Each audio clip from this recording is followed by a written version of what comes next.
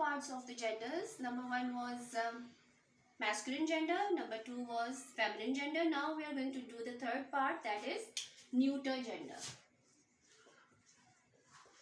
Neuter gender, as you can see from the name, इसका मतलब है बेजान जिन्स. ठीक है.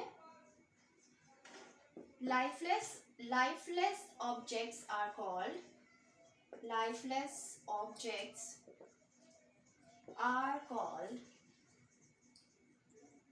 neuter gender.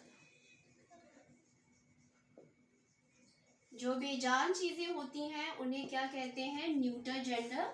जैसे for example book, table, house et cetera. ठीक है. न्यूटर जेंडर मीन्स बेजान जिन्स, जो चीजें जो है बेजान होती हैं, जिनमें लाइफ नहीं होती, जैसे lifeless objects are called neuter gender. ठीक है. फॉर एग्जाम्पल बुक, जो बुक है वो बेजान चीज है, वो सांस नहीं ले सकती, so it is a neuter gender.